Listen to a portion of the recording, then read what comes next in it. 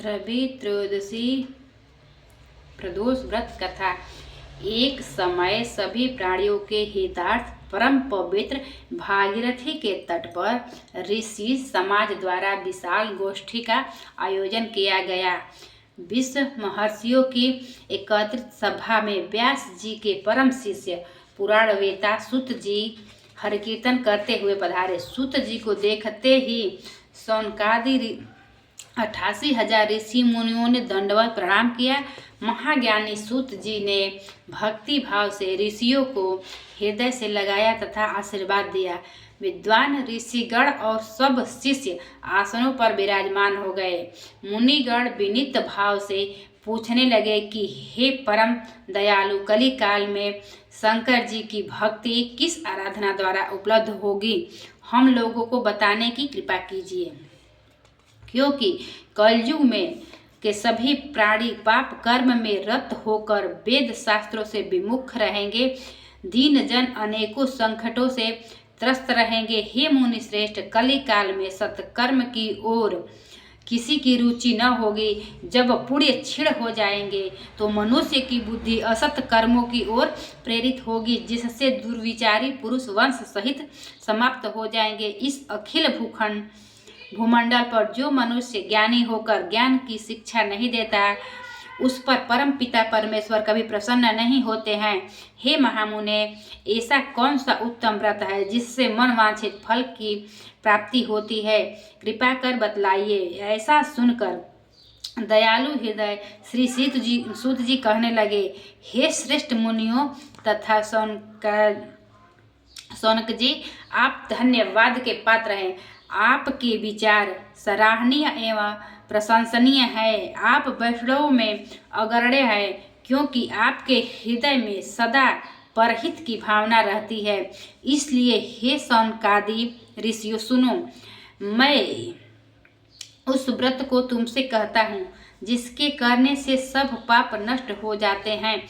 धन वृद्धि कारक, दुख विनाशक, सुख प्राप्त करने वाला, संतान देने वाला, मन वांछित फल प्राप्ति कराने वाला यह व्रत तुमको सुनाता हूँ, जो किसी समय भगवान शंकर ने सती जी को सुनाया था और उनसे प्राप्त यह परम श्रेष्ठ उपदेश मेरे पूज्य गुरु जी ने मुझे सुनाया था, जिसे आपको समय पाकर शुभ बेला में मैं सुनाता हूँ। बोलो उमापति महादेव की जय।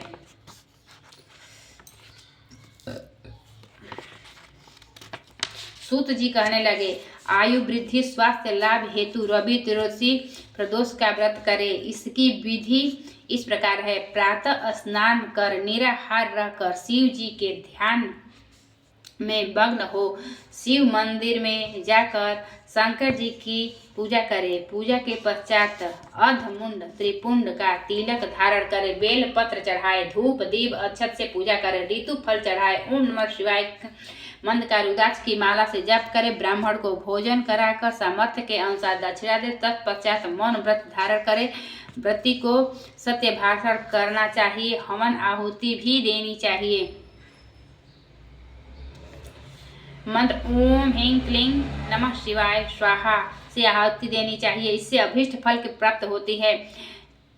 व्रती पृथ्वी पर शयन करे, एक बार भोजन करे, इससे सर्व कार्य सिद्ध होते हैं। श्रावण मास में जो इसका विशेष महत्व है, यह सर्व सुख धन आरोग्यता देने वाला होता है। यह व्रत इन सब मनोरथों को पूर्ण करता है। हे ऋषिवरों, यह प्रदोष व्रत जो मैंने आपको बताया है, किसी समय शंकर जी ने सती जी को और वेद व्यास मुनि ने मुझको बताया था।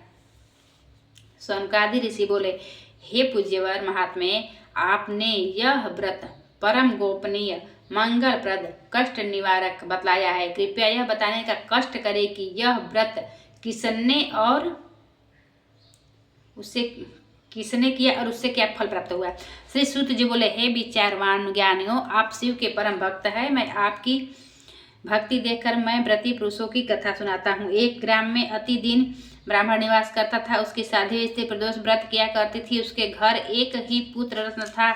एक समय की बात है कि वह पुत्र गंगा स्नान करने के लिए गया। दुर्भाग्यवश मार्ग में चोरों ने उसे घेर लिया और वे कहने लगे कि हम तुझे मारेंगे नहीं तो तू अपने माता पिता का गुप्त धन बतला दे। बालक दीन भाव से कहने लगा कि हे बंधुओं, हम अत्यंत दुखी हैं, हमारे पास धन कहाँ है। चोर फिर कहने लगे कि तेरे पास पोटली में क्या बता है। बालक ने निसंकोच उत्तर दिया कि मेरी माता ने मुझे रोटी बनाकर बाध कर दी है। दूसरा चोर बोला कि भाई, यह तो अति दीन दुखी है, इसे छोड़िए। बालक इतनी बात सुनकर वहां से प्रस्थान किया और एक नगर में पहुंचा। नगर के पास एक बरगद का पेड़ था। बालक वहां बैठ गया और थक कर वृक्ष की छाया में सो गया।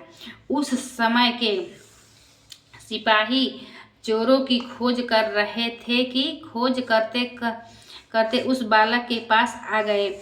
सिपाही बालक को भी चोर समझकर राजा के समीप ले गए।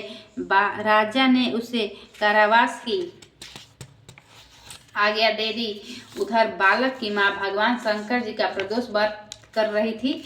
उसी रात्रि राजा को स्वप्न हुआ कि यह बालक चोर नहीं है, प्रातः छोड़ दो, नहीं तो आपका वैभव राज्य सब शीघ्र ही नष्ट हो जाएगा। रात्रि समाप्त होने पर राजा ने उस बालक से सारा वृतांत पूछा। बालक ने सारा वृतांत कह सुनाया। वृतांत सुन राजा ने सिपाही भेज बालक के माता पिता को बुलाया।